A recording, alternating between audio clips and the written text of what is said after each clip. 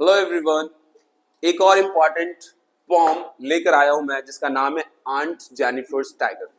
बहुत ही इम्पॉर्टेंट पॉम है ये। इसमें से एक या दो क्वेश्चन तो आते ही आता है। तो चलिए शुरू करते हैं। तो देखेंगे who is the poet of this poem. तो पोएट जो है वो है एड्रियन रिच।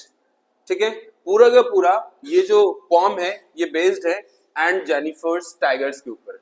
ठीक है, तो चलिए शुरू करते हैं। In this pome the poet describes about a lady whom she addresses as Aunt Jennifer। तो इसमें कावित्री एक महिला के बारे में बताती है जिसकी व्याख्या करती है और कहती है उसका नाम आंट जेनिफर है। आगे बढ़ते हैं। She is doing embroidery. वो एक बड़े से कपड़े पे एम्ब्रॉयडरी कर रही है।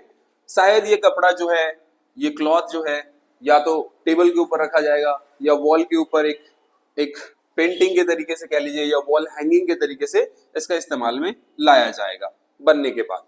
सो इन दिस ब्यूटीफुल टाइगर्स, ये जो सुंदर सा टाइगर है, run fiercely in the green forest. तो जो जो चित्र है, जो वॉल हैंगिंग है, उसमें सुंदर सा हरा भरा आप देखोगे जंगल है जिसमें बाघ जो है इधर उधर दौड़ रहे हैं। She compares it with topaz.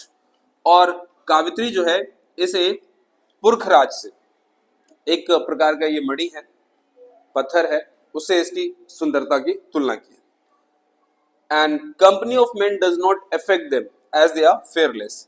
Usually ये जानवर जो होते हैं देख करके डर जाते हैं और भाग जाते हैं, लेकिन यहाँ पे जो पेंटिंग में या जो वॉल हैंगिंग में टाइगर्स होंगे वो फेयरलेस होंगे, क्योंकि वो वैसे भी निर्जीव है तो कहाँ भागेंगे।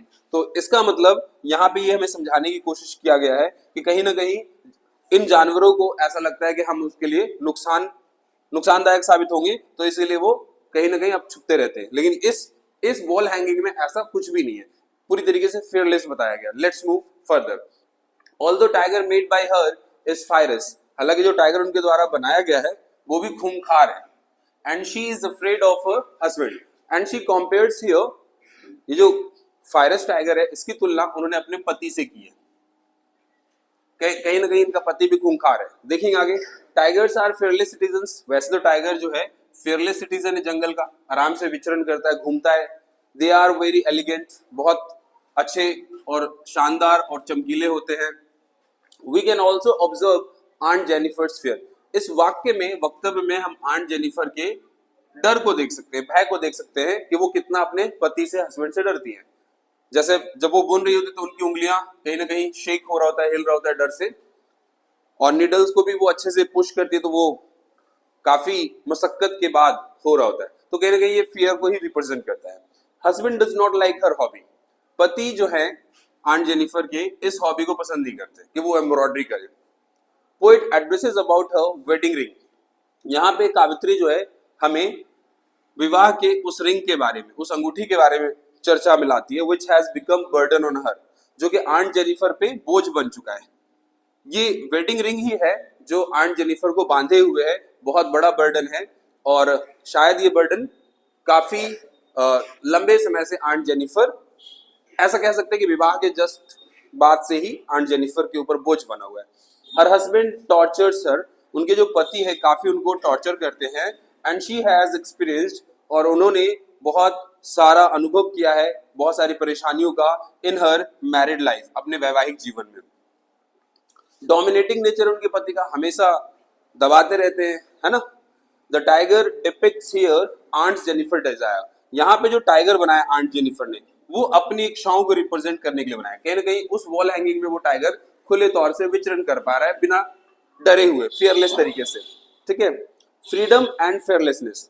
तो पूरी तरीके से वो आजाद है और बिना डरे उस वॉल हैंगिंग में विचरण कर रहा है। दो इट इज नॉट पॉसिबल। हालांकि कावित्री कहती है कि आंट जेनिफर के लिए संभव नहीं है कि वो मरने के बाद भी स्वतंत्र हो जाए। Even after her death she will be tired with the chains. फिर भी वो आंट जेनिफर जो है मरने के उपरांत भी कहीं ना कहीं वो जो रिंग है, वेडिंग रिंग, उसके बर्डन में बंधी रहेंगी, उन चेनों में बंधी रहेंगी। और मरने के उपरांत भी उनका जो है इस बोझ से, इस समस्या से समाधान नहीं होगा। कहीं ना कहीं फिर भी वो अपने जीवन में इस प्रकार की जो समस्याएं पहले प्राप्त किए, मरणोपरांत भी वही सारी समस्याएं उनके साथ रहेंगी। तो ये था पूरा का पूरा एक समरी, बहुत इंपॉर्टेंट है ये, आप इसे मन लगा के पढ़िए। जल्द मिलेंगे एक और बढ़िया से वीडियो में। All the best.